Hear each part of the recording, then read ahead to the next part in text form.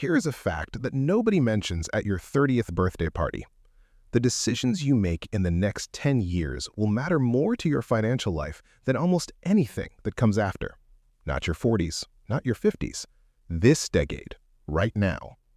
And most people spend it guessing. They buy things they think they should buy. They save amounts that feel responsible without knowing if they actually are. They assume they are on track because nothing has gone visibly wrong yet. That is not a financial plan. That is just optimism with a salary attached.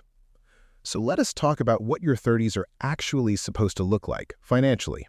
Not the inspirational version, the real one with the math included. There is a woman named Sarah. She's 32. She earns decent money, has a retirement account she contributes to occasionally, and recently bought a car she probably did not need. She's not reckless. She's not irresponsible. She's exactly average.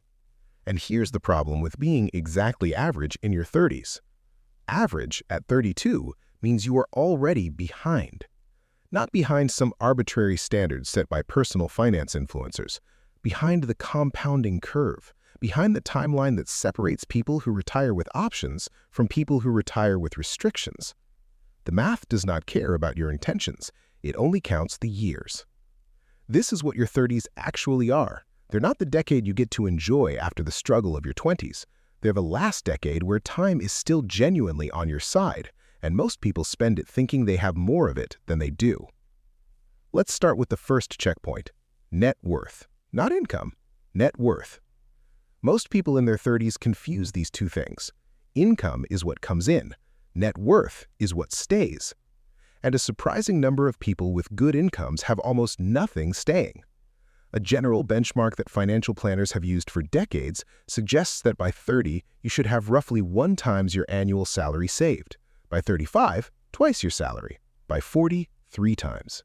These are not law, they're calibrations, a way of checking whether you're roughly pointed in the right direction. Now do the math on your own life for a moment.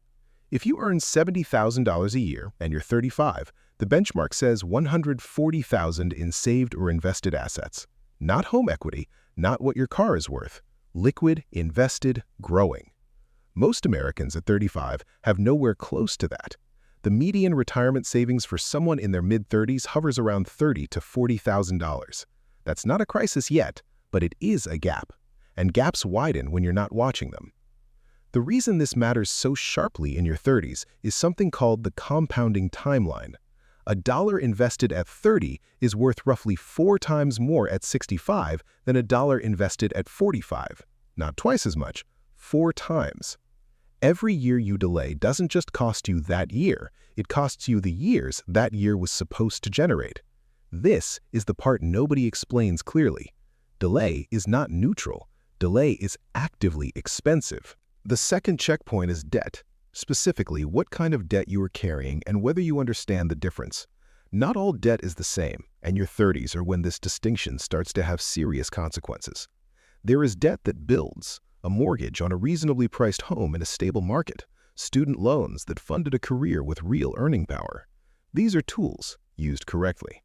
Then there is debt that drains, credit card balances at 22% interest, car loans on vehicles that are worth less than you owe.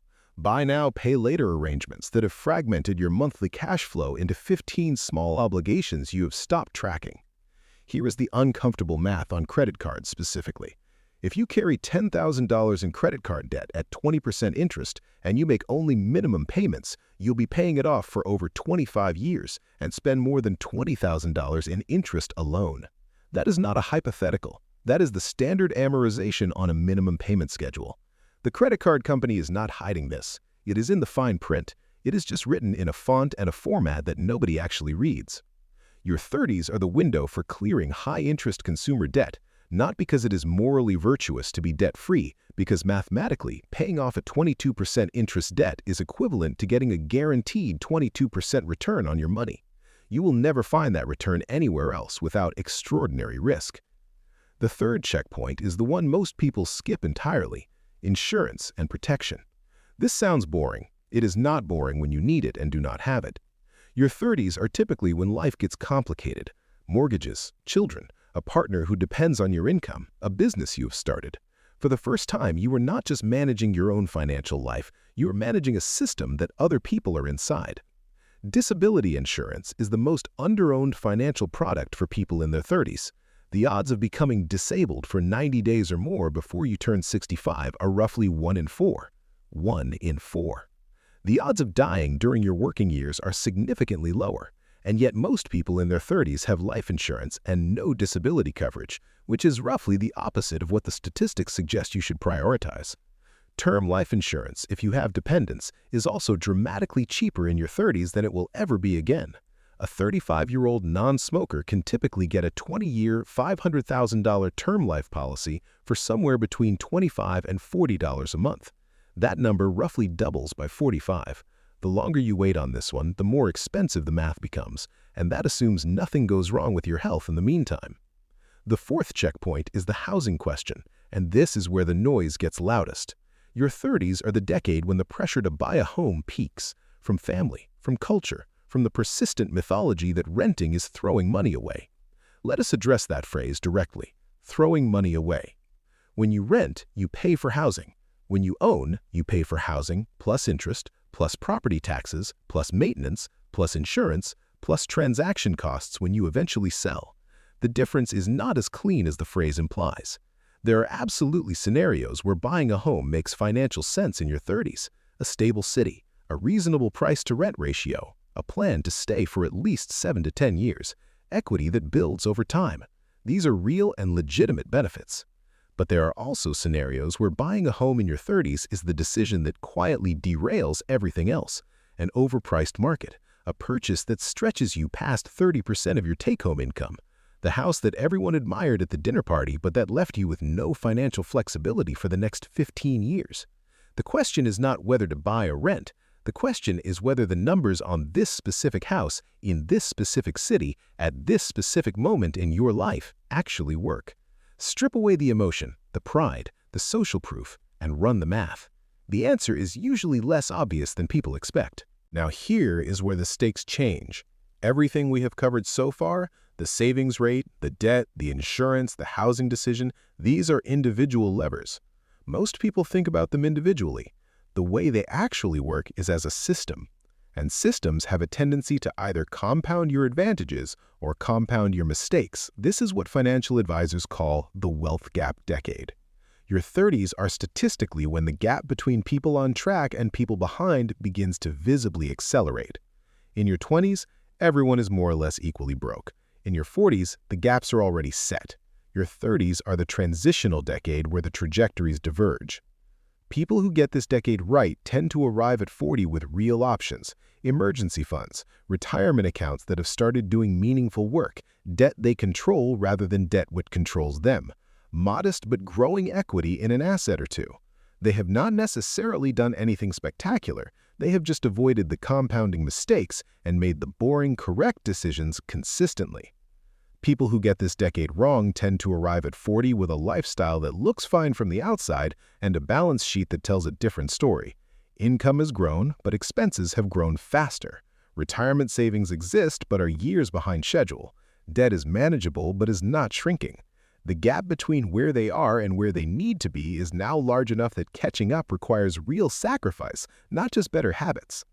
This is not a moral judgment. People make reasonable decisions that turn out to be financially costly. Life interrupts plans. Medical events happen. Divorces happen. Economic disruptions happen. The point is not that everyone who struggles in their 40s made avoidable mistakes. The point is that the 30s are when the financial margin for error narrows significantly, and most people are not told this clearly enough to act on it. There is a final thing worth naming before we close, and it has nothing to do with specific numbers. Your 30s are also the decade when financial identity tends to solidify. The spending habits, the saving habits, the relationship with risk, the tolerance for delayed gratification, these patterns form in your 20s, but they harden in your 30s. And once hardened, they are genuinely difficult to change.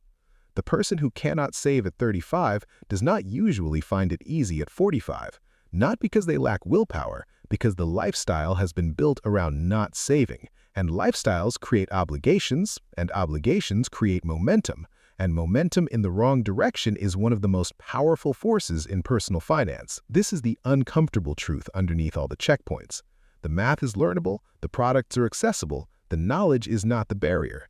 The barrier is the decade of small decisions that either build a financial identity worth having or build one that you will spend the rest of your life trying to revise. So here is where we leave Sarah, back at 32, sitting with exactly the same salary and exactly the same decisions still in front of her. She knows the benchmarks now. She knows what compounding costs when you delay it. She knows the difference between debt that builds and debt that drains. She knows the insurance math and the housing math and the wealth gap that opens quietly in this decade while people are not looking. The question is not whether she has the information. The question is whether information alone is ever actually enough. And the frustrating, honest answer is that we do not know. For some people it is. For most people it is not. And the financial industry has known this for decades, which is a whole other conversation entirely.